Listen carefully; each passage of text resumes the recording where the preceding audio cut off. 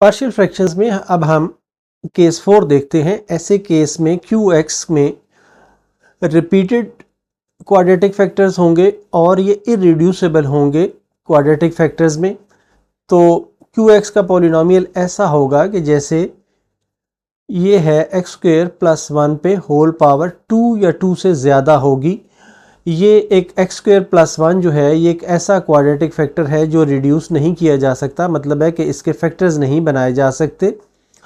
और दूसरी बात यह है कि ये रिपीट हो रहा है, इसके ऊपर जो पावर है वो 2 या 2 से ज़्यादा है। तो ऐसी सूरत में हम इस पॉलिनोमियल को इसके पार्शियल फ्रैक्शंस इस तरह से लेंगे कि a1x + b1 divided by a1x² + bx + c, ये qx की वैल्यू है। और प्लस हम करेंगे, यहाँ पे हम cx भी कह सकते हैं, cx + d divided by polynomial की वैल्यू और इसके ऊपर अब पावर 2 आ जाएगी। और ये उस वक़्त तक हम रिपीट करते जाएंगे जब तक हम qx की पावर के बराबर ना इसको ले लें। इसी को समझने के लिए हम एक एग्जाम्पल लेते हैं। हमारे पास एग्जाम्पल है 4x² divided by x² + 1 whole square into x - 1। अब हम ये देखते हैं कि x² + 1 जो है ये इरेड्यूसिबल है क्वाड्रेटिक, फर्दर क्वाड्रेटिक फैक्टर्स में इसको रिड्यूस नहीं किया जा सकता। और दूसरी बात यह है कि ये रिपीटेड है, मतलब है कि इसके ऊपर स्क्वायर है, 2 पावर है या इससे ज़्यादा हो। तो ऐसी सूरत में हम इसको सपोज करेंगे कि ये ax + b divided by x² + 1, पहले स्टेप में हम पावर 1 लेंगे, फिर cx + d divided by x² + 1 whole square लेंगे।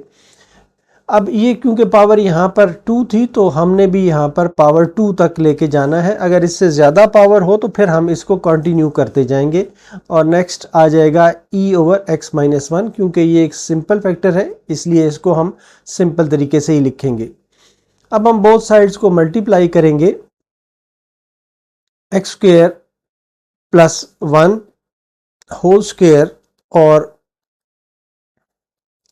इंटू x - 1 से, तो हमारे पास 4x² into ax + b into x² + 1 into x - 1 और इसी तरह cx + d इंटू x - 1 और e इंटू x² + 1 का होल स्क्वायर आ जाता है। इनको हम ओपन करते हैं तो हमारे पास ये शेप आ जाती है कि जिसमें x4 है, x³ है, x² है, x है और कॉन्स्टेंट्स की वैल्यूज़ है। एक हम सिर्फ वैल्यू हासिल कर सकते हैं यहाँ से कि x - 1 को हम 0 के बराबर पुट करें इक्वेशन 1 में, इक्वेशन 2 में या 1 में, और इससे हम एक वैल्यू हासिल कर सकते हैं जो कि यहाँ पर हमारे पास e की वैल्यू हासिल हुई है। बाकी वैल्यूज़ हासिल करने के लिए हम इक्वेट करेंगे coefficients of x⁴, x³ x², x। इस तरह से हमें जो इक्वेशंस हासिल होती हैं वो है,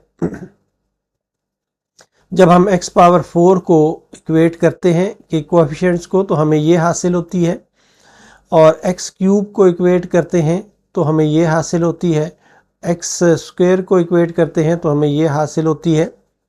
इसी तरह इन सारों को सॉल्व करके हमने a, b और c, d की वैल्यूज़ हासिल की हैं।